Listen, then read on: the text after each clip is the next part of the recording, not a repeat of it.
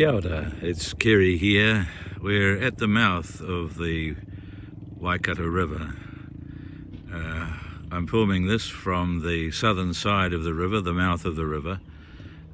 Just to our left, it goes out to sea. We're looking towards Ora, which is the northern side of the river, the mouth of the river. And you can see that there are lots of trees there. There's a forest, Waiuku forest. And the forest is grown, the trees are grown on sand. This, of course, is the place where iron sands are taken from the coast and processed and then taken to the steel mill, which is in Glenbrook towards Mangere Airport near Auckland. So this way we're looking straight up the river towards Tuakau, Pokeno, and the river goes basically eastward and then heads south. And eventually, of course, its origin, its source, is from Tongariro, Ruapehu, Ngaruahoe, and it goes into Lake Taupo and then flows all the way down and eventually comes here to Port Waikato. So now I'm filming towards the Port Waikato settlement, the first part of it, as it were, that you come to when you're heading into it from Tuakau.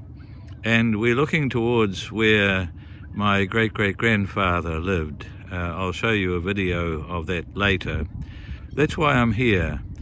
This is really my Turanga Waiwai, the place where I stand.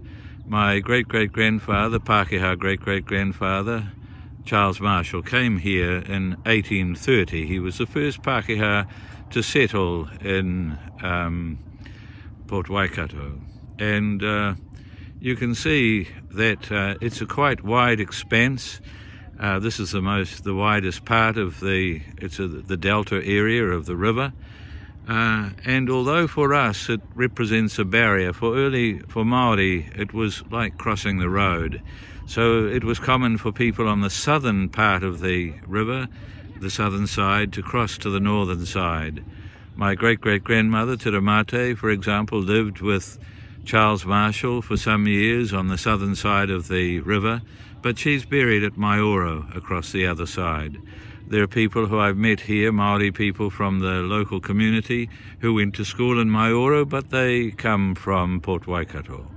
So the river was not the barrier. When there were waka and many ways of crossing the river, well, not many ways, there was one way, which was the waka.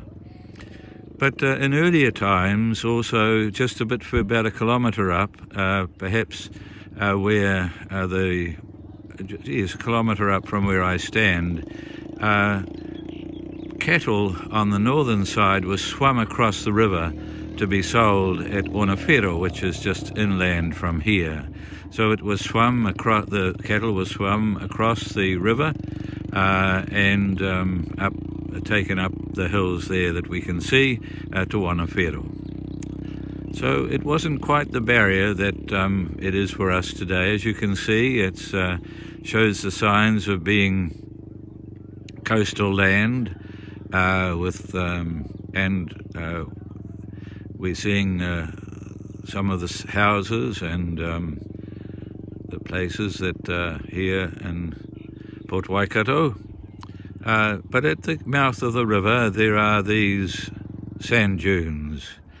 The sand dunes have moved from time to time. My father, who was born in 1907, told me that although now the river opens out at the northern end of the sand dunes, when he was younger the river used to flow more directly out to the sea, but now there are very substantial sand dunes, part of which we can see now.